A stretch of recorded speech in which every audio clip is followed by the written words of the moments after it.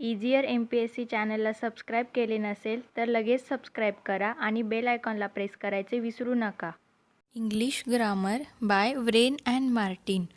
Wren आणि Martin यांनी लिहिलेली बुक आपण मराठीतून शिकत आहोत. आजचा आपला टॉपिक आहे ॲडवर्ब क्लॉज.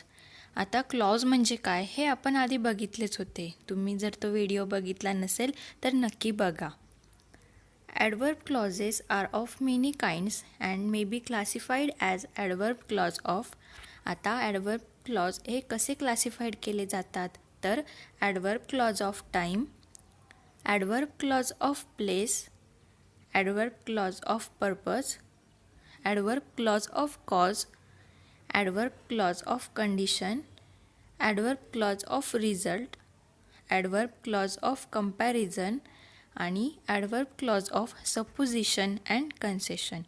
आपण एक एक करून समजून घेऊया. सर्वात पहिले ॲडवर्ब क्लॉज ऑफ टाईम.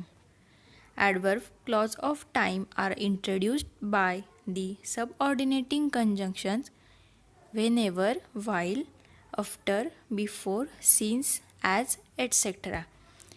आता ॲडवर्ब क्लॉज ऑफ टाईम हे कोणत्या सबऑर्डिनेटिंग कंजंक्शनने इंट्रोड्यूस केले जातात तर whenever, while, after, before, since, as etcetera. आता उदाहरण बघूया. Don't talk while she is singing. आता इथे बघू शकता व्हाईलचा वापर केला आहे. व्हाईल जे की सबऑर्डिनेटिंग कंजंक्शन आहे.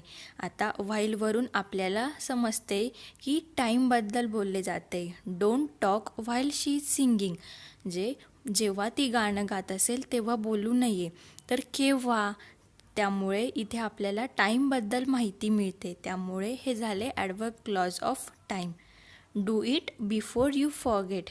आता इथे देखील बिफोर या सबऑर्डिनेटिंग कंजंक्शन्सचा वापर केलेला आहे. बिफोर म्हणजे काय तर आधी, हे आपल्याला माहितीच आहे. आधी हे आपल्याला काहीतरी टाईम दर्शवत आहे. Do it before you forget म्हणजे हे करायला पाहिजे विसरण्याआधी. तर यावरून आपल्याला टाईमबद्दल माहिती मिळते. त्यामुळे हे देखील एक्झाम्पल झाले adverb clause of time. Next adverb clause of place. Adverb clause of place are introduced by the subordinating conjunction where and where as. आता ॲडवर्ब क्लॉजमध्ये व्हेअर आणि व्हेअर ॲज या सबऑर्डिनेटिंग कंजंक्शन्सचा वापर केला जातो. आता उदाहरण बघूया. I have put it where I can find it again. आता इथे व्हेअरचा वापर केलेला आहे. आय हॅव पुट इट मी अशा ठिकाणी ठेवले की ते मला नंतर सापडायला सोपे जाईल किंवा मला ते नंतर लवकर सापडेल. तर इथे व्हेअर म्हणजे आपल्याला एखादी प्लेस इंडिकेट करत आहे. आपल्याला जागेबद्दल माहिती मिळत आहे. त्यामुळे हे एक्झाम्पल झाले adverb clause of place. Where you live I will live. इथे देखील व्हेअरचा वापर केला. आता व्हेअर म्हणजे काय तर कुठे, हे आपल्याला माहिती कुठे. त्यामुळे इथे देखील आपल्याला प्लेसबद्दल माहिती मिळते. In older English whence and whither were also used. Older इंग्लिशमध्ये व्हेन्स आणि विदरचा देखील वापर केला जात होता. Go quickly whence you come. आता इथे व्हेन्सचा वापर केला आहे म्हणजेच आपल्याला एखाद्या जागेबद्दल, प्लेसबद्दल माहिती मिळते. त्यामुळे गो क्विकली व्हेन्स यू केम हे झाले ॲडवर्ब क्लॉज ऑफ प्लेसचे example. Adverb clause of purpose. Adverb clause of purpose are introduced by the subordinating conjunction so that, in order, that and list. आता ॲडवर्ब क्लॉज ऑफ पर्पजमध्ये so that, in order, that आणि lest या subordinating कंजंक्शन्सचा वापर केला जातो. उदाहरण बघूया. I will give you a map so that you can find the way. आता इथे बघू शकता की सो दॅट या सबऑर्डिनेटिंग कंजंक्शनचा वापर केलेला आहे.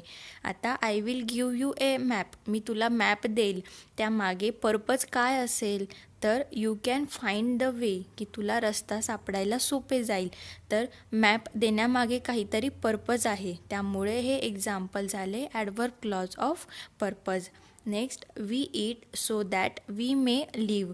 इथे देखील सो दॅटचा वापर केलेला आहे. आता वी ईट आपण अन्न घेतो, त्यामागे काहीतरी पर्पज आहे. तर काय पर्पज आहे तर वी मे लिव्ह. त्यामुळे हे देखील एक्झाम्पल आहे ॲडवर्ब क्लॉज ऑफ पर्पजचे. Next, adverb clause of cause or reason.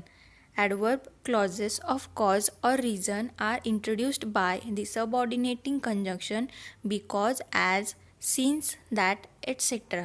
आता सबऑर्डिनेटिंग क्लॉज ऑफ कॉज किंवा रिझनमध्ये बिकॉज, ॲज, सिन्स, दॅट अशा सबऑर्डिनेटिंग कंजंक्शन्सचा वापर केला जातो. आता उदाहरण बघूया. Because I like you I शाल हेल्प यू. आता इथे बिकॉजचा वापर केलेला आहे आणि आय शाल हेल्प यू, मी तुला हेल्प करेल. तर का करेल, त्याच्यामागे काहीतरी रिझन आहे, त्याच्यामागे काहीतरी कारण आहे. तर काय रिझन आहे, तर आय लाईक यू.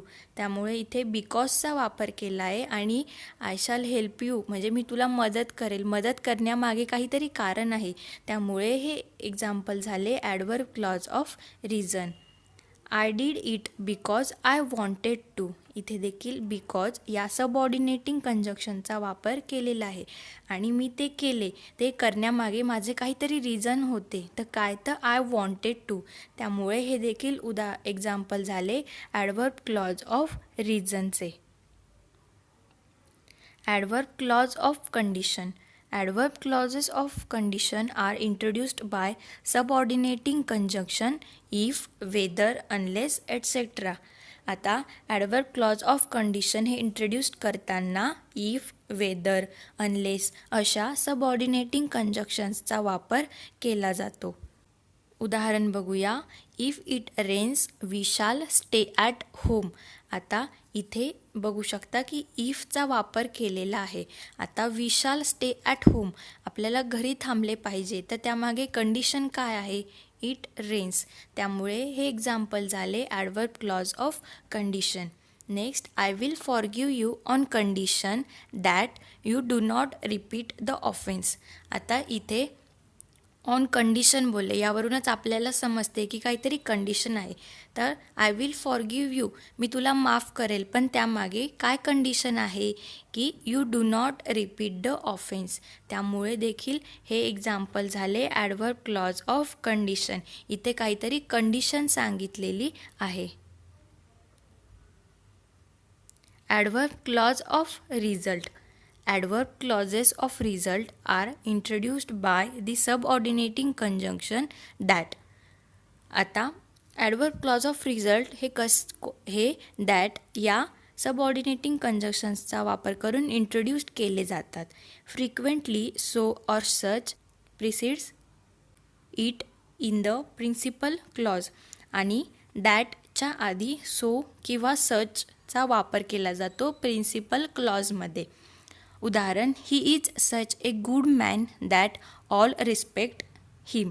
आता इथे दॅट या सबऑर्डिनेटिंग कंजंक्शनचा वापर केला आहे आणि दॅटच्या आधी इथे सचचा वापर केलेला आहे. ही is such a good man, तो एक चांगला माणूस आहे. तर त्याचा रिझल्ट काय भेटला त्याला की ऑल रिस्पेक्ट हिम. त्यामुळे हे झाले ॲडवर्ब क्लॉज ऑफ रिझल्टचे एक्झाम्पल.